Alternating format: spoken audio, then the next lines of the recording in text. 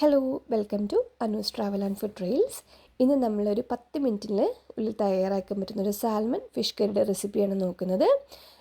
Salmon fish ഇല്ലെങ്കിൽ നിങ്ങൾക്ക് ഏത് മീൻ വേണമെങ്കിലും യൂസ് ചെയ്യാം കേട്ടോ. അപ്പം വീഡിയോ നമുക്കൊന്ന് നോക്കാം. പാൻ ഒന്ന് ചൂടായി വന്ന് കഴിയുമ്പോൾ അതിനകത്തേക്ക് നമുക്ക് 2 ടേബിൾ സ്പൂൺ വെളിച്ചെണ്ണ ആഡ് ചെയ്യാം. വെളിച്ചെണ്ണ ഒന്ന് ചൂടാകുമ്പോൾ അതിനകത്തേക്ക് 1/4 ടീസ്പൂൺ ഉലുവ ആഡ് ചെയ്ത് പൊട്ടിച്ചെടുക്കാം. നീളത്തിലരിഞ്ഞു വെച്ചിരിക്കുന്ന ഇഞ്ചിയും വെളുത്തുള്ളിയും ആഡ് ചെയ്ത് നമുക്കൊന്ന് വഴറ്റിയെടുക്കാം. ഞാനിവിടെ 1 ടീസ്പൂൺ ഇഞ്ചിയും 2 ടീസ്പൂൺ വെളുത്തുള്ളിയാണ് ആഡ് ചെയ്തിരിക്കുന്നത്. ശേഷം നീളത്തിലരിഞ്ഞു വെച്ചിരിക്കുന്ന ചുവന്നുള്ളിയും 1 പച്ചമുളകും കുറച്ച് കറിവേപ്പിലയും കൂടെ ആഡ് ചെയ്ത് നന്നായിട്ടൊന്ന് ഉപ്പ് ചേർത്ത് വഴറ്റിയെടുക്കാം. എനിക്കിവിടെ 1 പച്ചമുളകിൻ്റെ എരിവ് ഓക്കെയാണ്. നിങ്ങളുടെ എരിവിനനുസരിച്ചിട്ട് നിങ്ങൾ പച്ചമുളക് ആഡ് ചെയ്ത് കൊടുക്കുക. തീ ഒന്ന് ലോ ഫ്ലെയിമിലാക്കിയതിന് ശേഷം 2 ടീസ്പൂൺ കശ്മീരി മുളക് പൊടിയും 1/2 ടീസ്പൂൺ മഞ്ഞൾപ്പൊടിയും 1/4 ടീസ്പൂൺ മല്ലിപ്പൊടിയും ചേർത്ത് നമുക്കിതൊന്ന് പച്ചമണം മാറുന്നത് വരെ വഴറ്റിയെടുക്കുക. മല്ലിപ്പൊടി കൂടാതെ ശ്രദ്ധിക്കണം കേട്ടോ.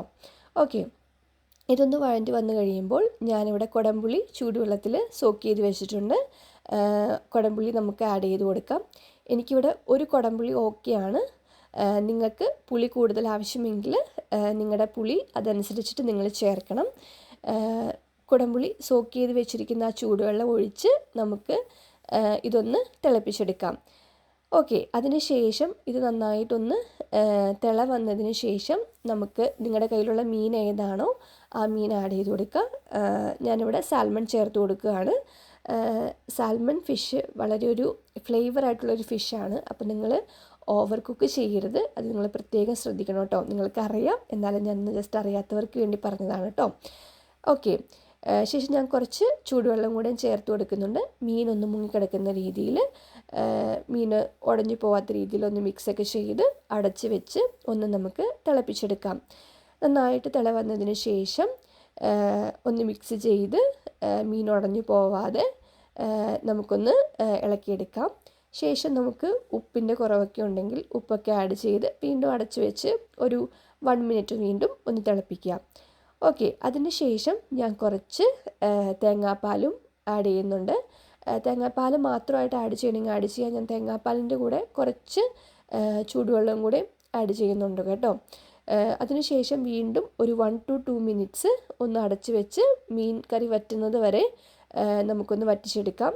ഒരു കാരണവശാലും നിങ്ങൾ ഹൈ ഫ്ലെയിമിൽ വെക്കരുത്. ഒരു ലോ ഫ്ലെയിമിൽ വേണം എപ്പോഴും ഇത് വെക്കാൻ വേണ്ടിയിട്ട്. അതില്ലെങ്കിൽ മീൻ ഓവറായിട്ട് കുക്കായി പോവും. ഓക്കെ, അതിന് ശേഷം ഒന്ന് തിള വന്നതിന് ശേഷം നമുക്ക് വീണ്ടും കുറച്ചുകൂടി തേങ്ങാപ്പാൽ ചേർത്ത് ഒന്ന് തിളപ്പിച്ചെടുത്താൽ നമ്മുടെ മീൻ കറി റെഡിയായി കേട്ടോ. നമുക്കത് ഇനി ഒന്ന് താളിച്ചെടുക്കാനേയും കൂടി ഉള്ളൂ.